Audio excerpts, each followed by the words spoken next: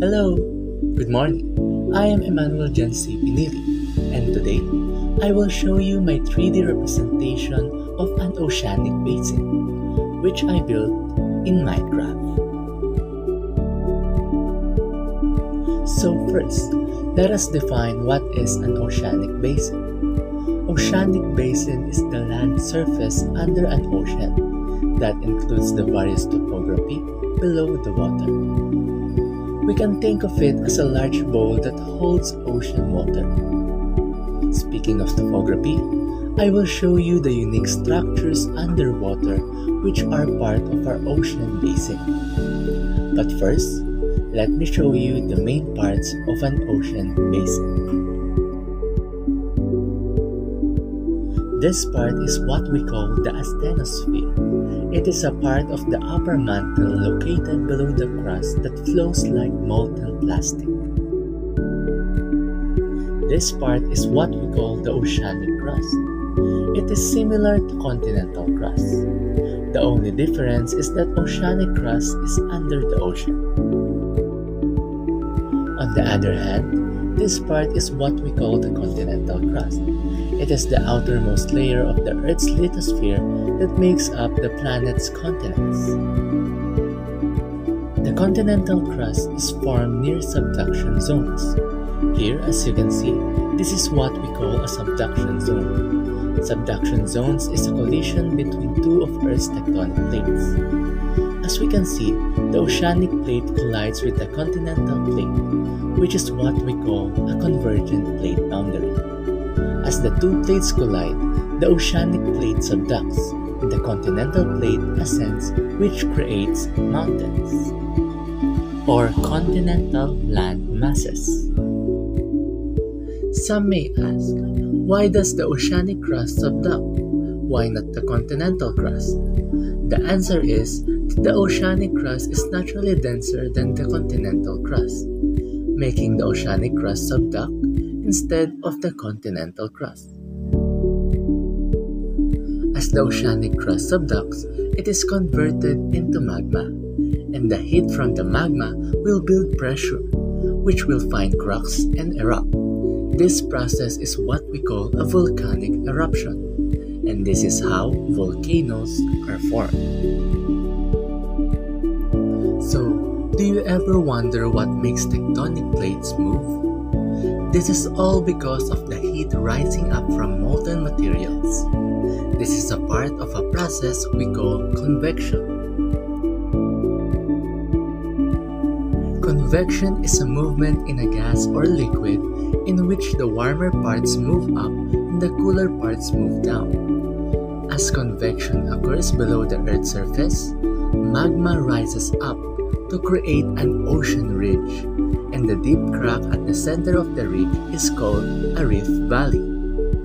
The heat and pressure from the magma force the two oceanic plates to move away from each other, which is what we call the divergent plate boundary.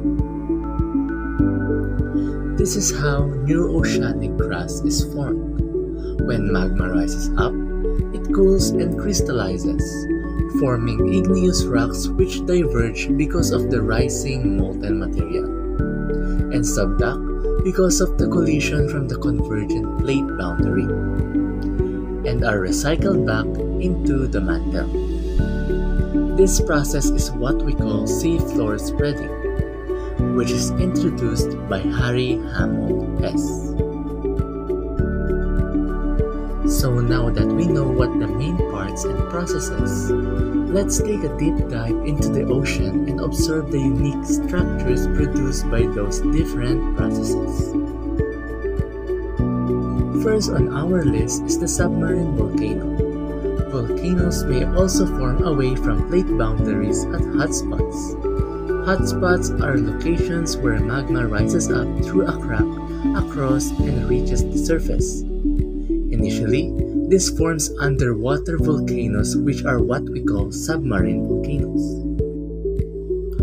A volcanic island, on the other hand, is a submarine volcano that becomes large enough to reach above the surface of the water.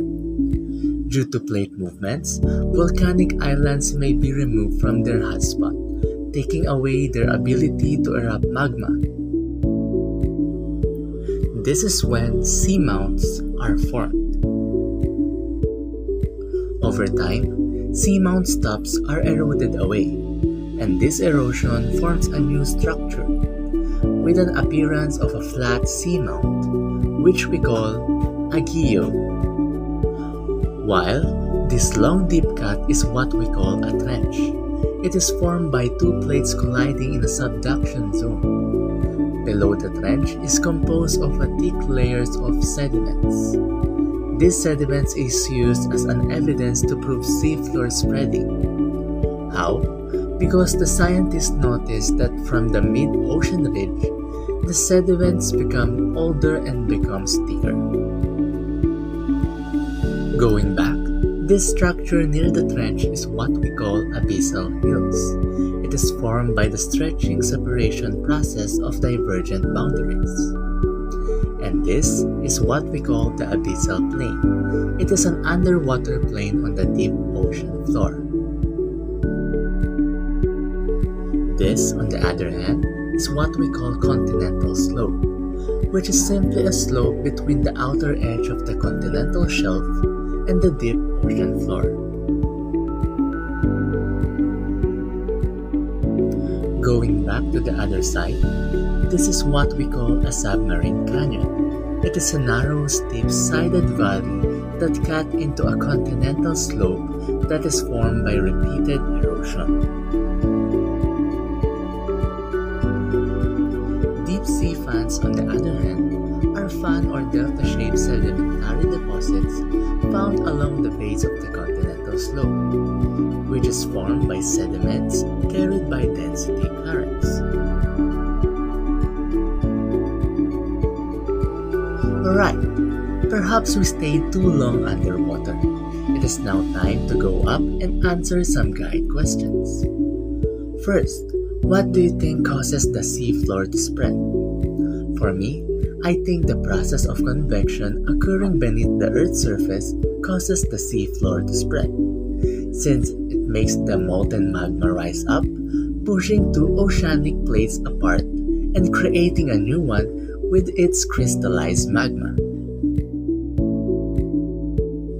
Number 2. How do continents move? Is there any possibility to change its formation or location? As I said, molten material from the asthenosphere undergoes a process that we call convection. It is a circulating process wherein hot magma rises up and cold magma goes down. Our Earth's crust above moves because of the circulating movement of the molten material underground. Therefore, I can conclude that over time, continents can change its formation and its location. Number 3. Who and how it discovered that the Earth's crust is moving? According to our past lectures, the one that discovers the Earth's crust movement is Alfred Wegener. He realizes that different continents fits like a puzzle piece. He called this theory plate tectonics and named the whole landmass a supercontinent, or also known as Pangaea. His theory is supported by various pieces of evidence, and one of the most famous is that the Earth's continent fits perfectly like puzzle pieces. Okay, lastly, number 4. What did you realize after taking the subject Earth Science? For me, I realized that nothing is constant with science. Everything changes. And one important factor to successfully make these changes is time. With a short amount of time, we will mostly not recognize any changes. One example of this is the movement of plate by 1 to 3 centimeters per year. If we observe it yearly, we will not recognize any massive changes. But if we fast forward the time scale by millions of years, we can see massive changes occur.